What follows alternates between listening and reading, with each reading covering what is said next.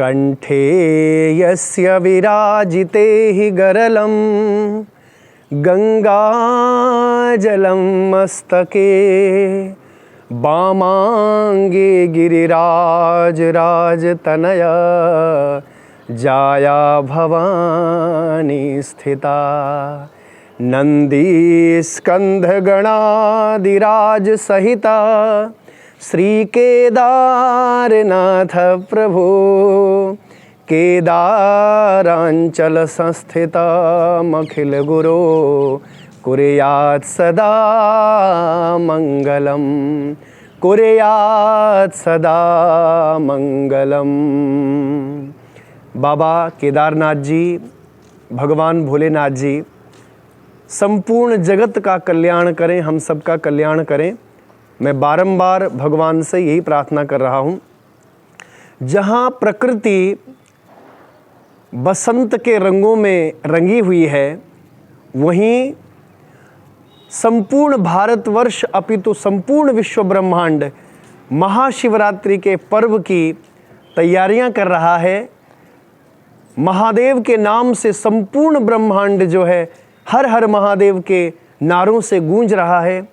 बंधुओं, आइए महाशिवरात्रि के विषय में चर्चा करने के लिए मैं आपका भाई, आपका बेटा आप लोगों के मध्य में उपस्थित हुआ हूँ। आप सभी को प्रणाम। मैं आचार्य महामाया प्रसाद। बंधुओं, आइए फाल्गुन महाशिवरात्रि का महापर्व अब आ रहा है।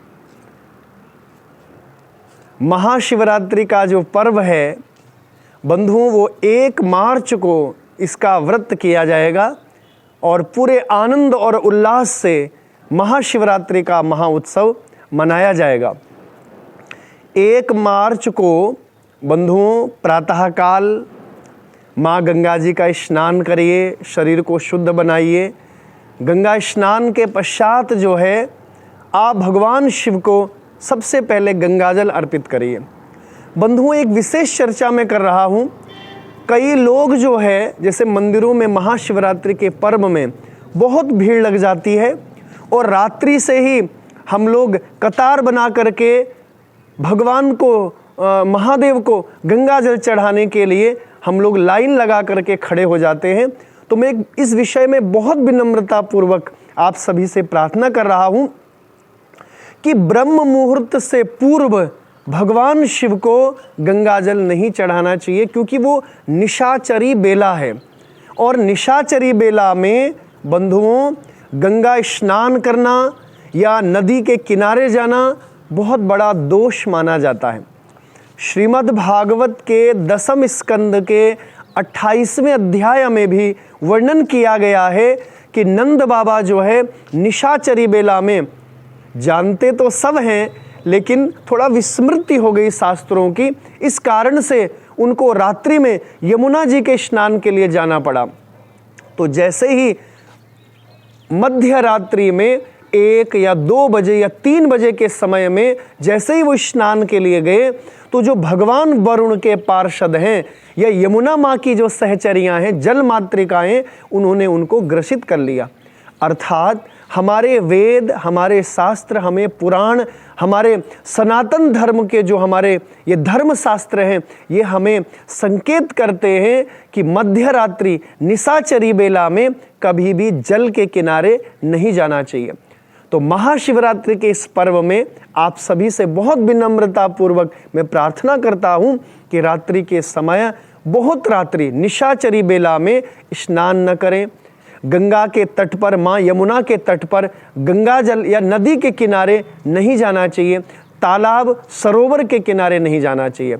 अर्थात जो लोग मध्य रात्रि से ही गंगा स्नान करना प्रारंभ करते हैं और भगवान शिव को गंगाजल चढ़ाने के लिए कतार बना करके खड़े हो जाते हैं, तो बंधुओं निशाचरी बेला में नदी के किनारे जाना दोष लगता है।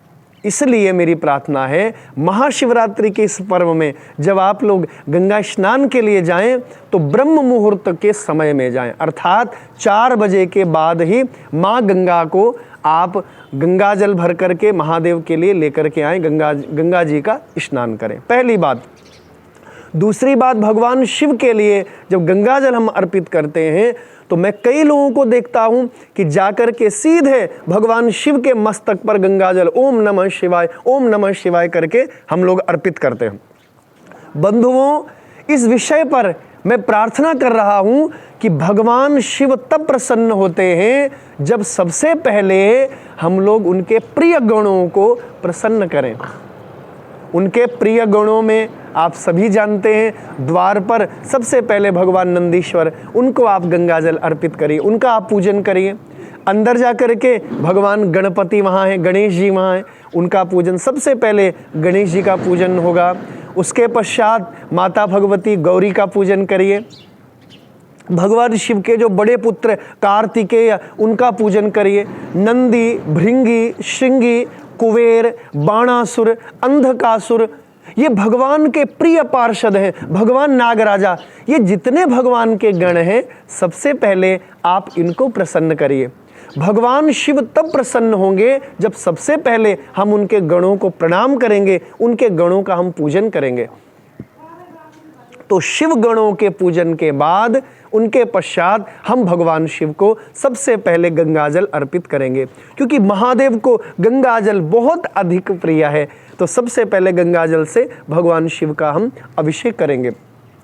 और गंगाजल चढ़ाने के बाद आप भगवान शिव को आप दूध से स्नान करवाइए, पय स्नान, आप दही का स्नान करवाइए, घी का भगवान शिव पर आप लेप लगाइए, घृत स्नान आप करवाइए। उसके पश्चात जो है आप मधु स्नान, शहद का स्नान करवाइए। उसके बाद गुड़ की जो शक्कर है उससे महादेव का आप लेप करिए और तत्पश्चात पुनः पंचामृत से महादेव का स्नान करवाइए।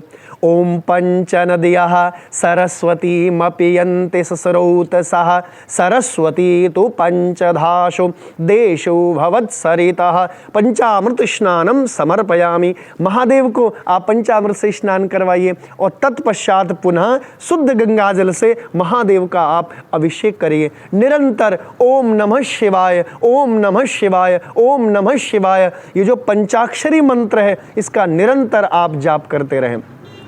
पंचामृत के बाद गंगाजल से आप स्नान करवाइए और उसके पश्चात जो है हरिद्रादि, जो हल्दी इत्यादि है, उससे भगवान का अभिषेक करवाएं। फिर गंगाजल से स्नान करवाएं। सुगंधी द्रव्य जो है इत्र इत्यादि, वो महादेव को, भगवान शिव को अत्यधिक प्रिय है। बंधुओं, इत्र का आप महादेव को स्नान करवाइए, इत्र से स्नान करवाइए और तत्पश्चात आप भगवान को भस्मी अर्पित करिए। चिता भस्मो लेपो गरलमशनम दीकपट धरो। चिता की भस्मी जो है महादेव को बहुत परम प्रिय है, आप भस्मी भगवान शिव को अर्पित करें। बंधुओं, भगवान शिव के पूजन से पहले हमें अपने मस्तक पर त्रिपुंड अवश्य लगाना चाहिए, क्योंकि शास्त्रों में कहा गया देवम भूत्वा देवम यजेत। देवताओं की पूजा करने के लिए सबसे पहले हमें स्वयं देवता जैसा बनना पड़ता है। अपने कंठ में रुद्राक्ष की माला अवश्य पहनिए। शिव पूजा के समय कभी भी आप अपने घरों में भगवान शिव का पूजन करते हैं, रुद्राक्ष की माला अवश्य पहनिए और त्रिपुंड अवश्य धारण करिए। बंधुओं, शिव महापुराण में वर्णन किया गया है, कोई भी माता, कोई भी बहन, आप त्रिपुंड अवश्य लगाइए। भगवान शिव तो जगत से परे हैं, संसार से परे हैं, उसके सामने न तो नारी है न पुरुष है। बंधुओं, उसके सामने सब समान हैं। तो प्रत्येक भक्त जो है वो केवल भक्त है, नारी या पुरुष नहीं है। तो बंधुओं, त्रिपुंड लगा करके आप महादेव का अभिषेक करिए। नारियों के लिए भी त्रिपुंड बताया गया और भस्मी अत्यधिक शुद्ध है, अत्यधिक पवित्र है। जो भगवान शिव का पूजन बिना भस्मी और रुद्राक्ष के करते हैं, कहते हैं उनको पूर्ण फल की प्राप्ति नहीं मिलती है। तो महाशिवरात्रि के इस पर्व में जब हम महादेव का पूजन करेंगे तो बंधुओं, स्वयं रुद्राक्ष धारण करिए और स्वयं पहले त्रिपुंड लगाइए। ये जो तीनों उंगलियां हैं बंधुओं, तर्जनी, मध्यमा और अनामिका, इन तीनों उंगलियों से त्रिपुंड लगाना चाहिए। भस्म आप लेपन, भस्म पहले अभिमंत्रित किया जाता है, जलमिति भस्म, स्थलमिति भस्म, व्योमिति भस्म, सर्वगुंग हवा इदम भस्म, मन एतानि चक्षुनि भस्म। सबसे पहले भस्म को अभिमंत्रित करके आप फिर त्रिपुंड आप लगाइए। अग्निरिति भस्म, वायुरिति भस्म, जलमिति भस्म, स्थलमिति भस्म, व्योमिति भस्म, इस प्रकार त्रिपुंड आप मस्तक पर लगाइए और फिर महादेव का आप भस्मी से पूजन करवाइए। तत्पश्चात भगवान को चंदन से, मलयगिरी चंदन से श्रृंगार करिए, महादेव को अक्षत अर्पित करिए, सुंदर सुंदर पुष्पों की माला, सफ़ेद पुष्प हों या पीले पुष्प हों, उनको महादेव को अर्पित करें। और तत्पश्चात जो है उनको बिल्वपत्री महादेव को अत्यधिक प्रिय है, बिल्वपत्री अर्पित करिए, भांग धतूरा उनको अर्पित करिए। और बंधुओं, कोई भी वस्तु पुष्प के अतिरिक्त या बिल्वपत्री के अतिरिक्त या भांग धतूरे के अतिरिक्त कोई भी वस्तु को महादेव के मस्तक पर नहीं रखना चाहिए। कई लोग फल भी उठाएंगे, महादेव के मस्तक पर रख देंगे। कई लोग जो है दक्षिणा जब अर्पित करेंगे तो महादेव के मस्तक पर रखेंगे, नैवेद्य जो है महादेव के मस्तक पर रखेंगे। तो मैं बहुत विनम्रता पूर्वक प्रार्थना करूंगा, शिवलिंग के ऊपर केवल आप भस्मी अर्पित करिए, गंगाजल अर्पित करिए और बंधुओं आप बिल्वपत्री पुष्प अर्पित करिए। उनके अलावा और कुछ भी महादेव के मस्तक पर नहीं रखना चाहिए। जो भी दक्षिणा, प्रसाद, नैवेद्य वो सन्मुख महादेव के रखना चाहिए, तब भगवान उसको ग्रहण करेंगे। इस प्रकार आप भगवान की आरती उतारें और ध्यान दीजिए, भगवान शिव के मंदिर में जितना ज़्यादा दीपदान कर सकते हैं उसका बहुत बड़ा महत्व है। शिव मंदिर में दीपदान का बहुत बड़ा महत्व है। बंधुओं, शिव महापुराण के प्रारंभ में कथा आती है, बास्कल नाम का एक व्यक्ति है और अनजाने में वो भगवान शिव के दरबार में दीप प्रज्वलित करता है। और जैसे ही दीप प्रज्वलित करता है बंधुओं, भगवान शिव उससे प्रसन्न हो जाते हैं। तो कहते हैं भगवान शिव को जरूर दीपदान करना चाहिए, घी की दीप की दिव्य आरती महादेव को अर्पित करनी चाहिए। तो बंधुओं, इस प्रकार आप महादेव का पूजन संपन्न करें। और रात्रि जागरण का बहुत बड़ा महत्व है, रात्रि में अवश्य जागरण करना चाहिए। बंधुओं, महाशिवरात्रि के व्रत में आप रात्रि को भोजन नहीं कर सकते हैं, रात्रि में भी हमें फलाहार ही ग्रहण करना है। और बंधुओं, रात्रि 4 प्रहर की पूजा भगवान शिव की बताई गई। सबसे पहले रात्रि की पहले प्रहर की पूजा 8 बजे, तत्पश्चात 11 बजे की पूजा, उसके बाद 2 बजे की पूजा और बंधुओं अंतिम पूजा जो चतुर्थ प्रहर की है प्रातःकाल 5 बजे की पूजा। ये 4 प्रहर की पूजा जो भक्त श्रद्धा और भाव से जागरण करते हुए, भगवान के भजन कीर्तन करते हुए जो महादेव के महाशिवरात्रि के व्रत को पूर्ण करते हैं, महादेव उनसे अत्यधिक प्रसन्न होते हैं। आप दान पुण्य करिए, भोजन अन्न का दान करिए, दक्षिणा का, लक्ष्मी का आप दान करिए, महादेव को प्रसन्न करिए। और बंधुओं, महाशिवरात्रि के विषय में शिव महापुराण जी के विद्येश्वर संहिता में और रुद्र संहिता का जो प्रथम खंड है, सृष्टि खंड, उसमें वर्णन किया गया कि महाशिवरात्रि का पर्व क्यों मनाया जाता है। बंधुओं, इसका कथानक ऐसा है कि जब सृष्टि के प्रारंभ में ब्रह्मा जी और भगवान विष्णु में बड़ा भयंकर युद्ध प्रारंभ हुआ। ब्रह्मा जी ने कहा मैं श्रेष्ठ हूं और भगवान नारायण ने कहा मैं श्रेष्ठ हूं। तो दोनों का युद्ध जब हुआ तो शिव महापुराण में वर्णन किया गया, दोनों देवताओं के मध्य में भगवान महादेव जो है महामृत्युंजय केदारनाथ बाबा शिवलिंग के रूप में प्रकट हो जाते हैं। और जैसे ही शिवलिंग के रूप में प्रकट हुए, ब्रह्मा और विष्णु का युद्ध शांत हुआ। ब्रह्मा जी भगवान शिव का पता लगाने के लिए आकाश मंडल की ओर हंस रूप में गए और भगवान नारायण जो है भगवान का आदि ढूंढने के लिए नीचे रसातल में महासागर महाप्रलय में प्रवेश करते हैं, लेकिन किसी ने महादेव का पता नहीं पाया। तो बंधुओं, बड़ा लंबा कथानक है, लेकिन इतना समझिए, आज महाशिवरात्रि का ही पर्व वो था जब सृष्टि के प्रारंभ में सबसे पहले भगवान शिव महारुद्र शिव शिवलिंग रूप में प्रकट होते हैं। इससे पहले भगवान शिव केवल अपने जो उनका स्त्री विग्रह रूप है उसमें केवल थे, लिंग रूप में महादेव प्रथम बार आज के दिन ही महाशिवरात्रि के पर्व में ही वो प्रकट हुए थे। और उसी दिन संपूर्ण ब्रह्मांड के 33 कोटि देवी देवताओं को भगवान शिव ने कहा था कि आज के दिन यदि तुम मेरी पूजा करो, मेरी अर्चना करो और तीनों लोकों में मेरे शिवलिंग का पूजन करो, तभी मेरा ये उग्र स्वरूप शांत होगा। तो ब्रह्मा, विष्णु, इंद्र, जितने भी 33 कोटि देवी देवता हैं, उन्होंने भगवान को वचन दिया कि हे महादेव, हम अपने अपने लोकों में आपके शिवलिंग की स्थापना करेंगे। बंधुओं, आपको सुनकर के बड़ा आश्चर्य होगा कि सब देवताओं ने विश्वकर्मा महाराज से भगवान शिव के दिव्य दिव्य लिंगों का निर्माण करवाया।